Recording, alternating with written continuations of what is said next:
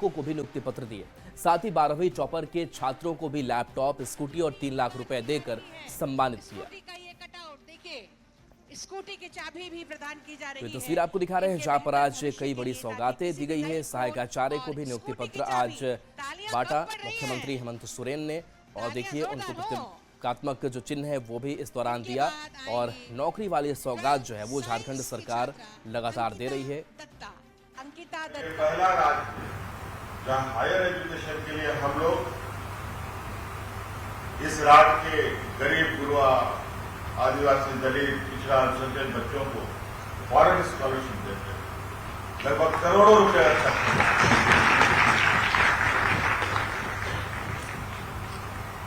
सिर्फ मोटिवेशन के लिए कि आप लोग एक कदम चलेंगे तो 10 कदम हम आपको आगे लेके चलने का आपको वादा करते हैं। आज हम लोगों ने स्कूल से शिक्षा ग्रहण करने के बाद जब हमारे बच्चे कॉलेजों में एडमिशन लेते हैं, कोई इंजीनियर बनने की चाहत रखता है, कोई डॉक्टर बनने की चाहत रखता है, कोई पत्रकार बनने की चाहत रखता है, कोई वकील बनने की चाहत रखता है। आज के दिन में हायर एजुकेशन की जो खर्चे हैं कितने महंगे होते हैं वो आप सब लोग को मालूम। हम लोगों ने और हमारे राज्य में जो यहाँ के लोगों का जो आर्थिक स्थिति है वो किसी को छुपी नहीं है। तो आज हमने उन बच्चों के लिए गुरुजी क्रेडिट कार्ड भी प्रारंभ किया है, जहां 15 लाख रुपया का 4% के इंटरेस्ट पर बिना किसी कोलेटरल पर आप गुरुजी क्रेडिट कार्ड लीजिए, बैंक आपको आर्थिक सहायता देने के लिए बाध्य है। और वो भी पैसा आपको लौटाने तब है जब आपकी पढ़ाई पूरी होगी, आपको नौकरी लगेगा, तब आप धीरे धीरे उनको पैसा वापस। तो कई ऐसी चीजें हैं। आज हम लोगों ने पहली बार छात्रवृत्ति भी अपने स्कूल में बढ़ाया। कितना बढ़ाया पता नहीं, कितना बढ़ाया? हम लोगों ने काफी उसमें इजाफा भी किया है। तो कई चीजें हैं, अभी हमें और भी करने की आवश्यकता है। इसलिए आज तो मैं अभी पूछा, मुझे भी मेरे दिमाग से उतर गया था कि आज बच्चों को जो सम्मान राशि देने की बात थी, वो हमारा पहला ही ये था कि जैसे बच्चे स्कूल से पास आउट हों, पैसे के अभाव में उनका एडमिशन ना रुके, इसलिए फर्स्ट, सेकेंड, थर्ड को सम्मान राशि तुरंत उपलब्ध कराने का मैंने कहा कि आज कितना विलंब क्यों हुआ। मुझे अचानक मेरे दिमाग से उतर गया कि हमारे आदरणीय विश्वगुरु शिबू सोरेन जी का तबियत खराब, उनका निधन होना, उन्हीं में हम लोग सब व्यस्त रहे। और इसी बीच हमारे शिक्षा मंत्री जी का भी पटना में वोटर अधिकार यात्रा की समापन रैली के दौरान मुख्यमंत्री हेमंत सोरेन का बयान काफी चर्चा में है, जिसमें उन्होंने कहा है कि अगर वह जेल में नहीं होते तो लोकसभा चुनाव के दौरान झारखंड में एनडीए का खाता भी नहीं खुलता। लोकसभा हमें जेल से ही अंदर रह के लड़ना पड़ा, नहीं तो आज झारखंड में जिस तरीके से हम लोगों ने पूर्ण बहुमत की सरकार बनाई, लोकसभा में भी उनका खाता नहीं खोलने देते। अब सीएम के बयान पर बीजेपी ने तंज कसा है। प्रदेश बीजेपी प्रवक्ता प्रतुल शाहदेव ने कहा कि राज्य में हेमंत सोरेन की सरकार मैया सम्मान योजना की वजह से बनी है।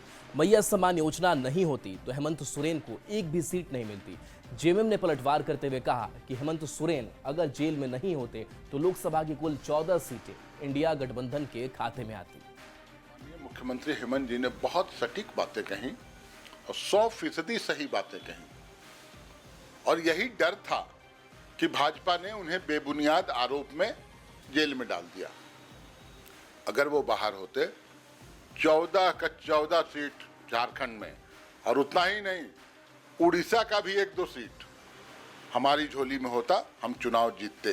भाई हम तो कहेंगे कि अगर मैया सम्मान योजना नहीं होती तो हेमंत सोरेन को एक भी सीट नहीं मिलती। जिस तरीके का भ्रष्टाचार इनकी सरकार में था, जिस तरीके का क्राइम रेट बढ़ गया था, जिस तरीके से मुख्यमंत्री खुद जेल गए थे, उनके जितने करीबी थे उनके ऊपर बड़े आरोप लगे थे, अधिकांश करीबी जेल में थे। तो इस बार जनता ने मन बना लिया था कि इनको बाहर करेंगे और बहुत बुरे तरीके से बाहर करते हैं, लेकिन मैया सम्मान योजना ने इनको इनकी सत्ता को बचा दिया।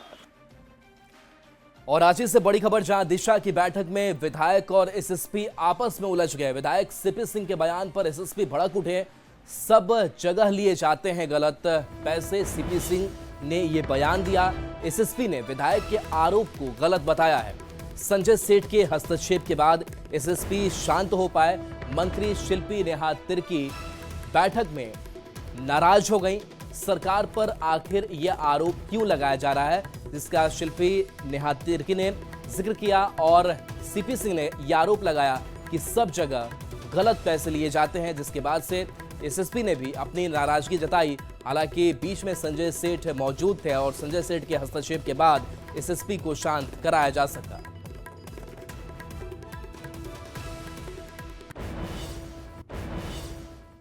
कहता है कि भाई आप अतिक्रमण हटा रहे हैं, जाति और धर्म देख करके हटाइएगा, ये गलत हो रहा है।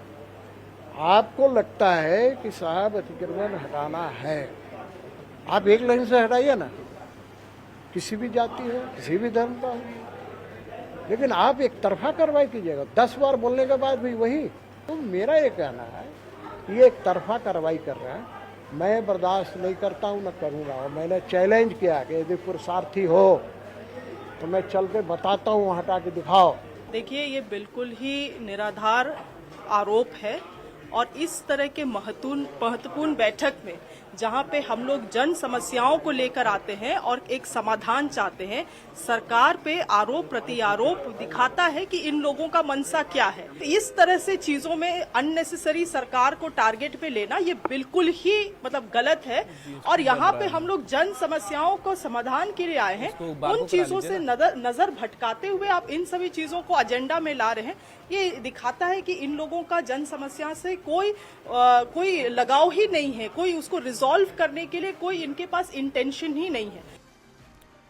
दिल्ली में कल से जीएसटी काउंसिल की बड़ी बैठक शुरू हो रही है। 2 दिन तक चलने वाली इस बैठक के पहले दिन अलग अलग राज्यों के वित्त सचिव और वाणिज्य कर सचिव शामिल होंगे। बैठक में झारखंड के वित्त मंत्री राधाकृष्ण किशोर भी शामिल होंगे और झारखंड के हक की मांग रखेंगे। वित्त मंत्री इस बैठक में झारखंड के लिए केंद्र से क्षतिपूर्ति अनुदान की मांग रख सकते हैं। तो देखिए, जीएसटी काउंसिल की बैठक है और 2 दिन तक जीएसटी काउंसिल की बैठक चलेगी, लेकिन ये झारखंड के नजरिए से भी बेहद महत्वपूर्ण हो जाता है और केंद्र से झारखंड अपना क्षतिपूर्ति अनुदान जो है वो भी मांगेगा। और बता दें कि 3 से 4 सितंबर को राज्यों के जो वित्त मंत्री हैं उनकी बैठक होगी और दिल्ली में कल से जीएसटी काउंसिल की बैठक है। और ऐसे में झारखंड को क्या मिलेगा, इस पर भी झारखंड के नेता विचार कर रहे हैं। हमारे फेडरल स्ट्रक्चर की खूबसूरती है, केंद्र राज्य का समन्वय।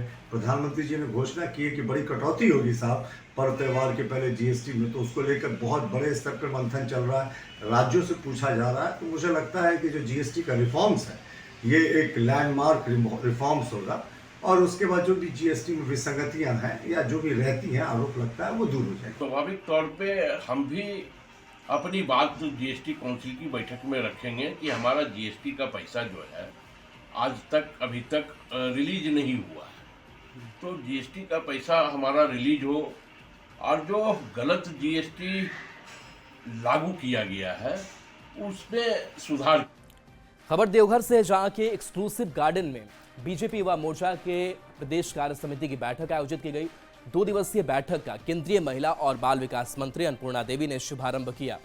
उन्होंने कहा कि युवा संगठन के प्राणवायु हैं और युवाओं की ऊर्जा से इस संगठन को नई दिशा मिलती है। बीजेपी झारखंड प्रदेश अध्यक्ष बाबूलाल मरांडी भी बैठक में शामिल हुए। उन्होंने कहा कि बीजेपी है एकमात्र पार्टी है जो जनभावनाओं के अनुरूप काम करती है। पार्टी कहाँ बची हुई, और उसी कारण से कांग्रेस पार्टी के जो नेता हैं राहुल गांधी बेचारे कभी कुछ कह करके वो घूम रहे हैं। खबर जामताड़ा से है, जहां जेएमएम पार्टी कार्यालय में पार्टी के जिला सचिव परेश यादव ने कहा कि गुरुजी के प्रतिमा स्थल का चयन, भूमि पूजन और पूरे कार्यक्रम की सफलता का योगदान पार्टी के युवा नेता प्रदीप मंडल को जाता है।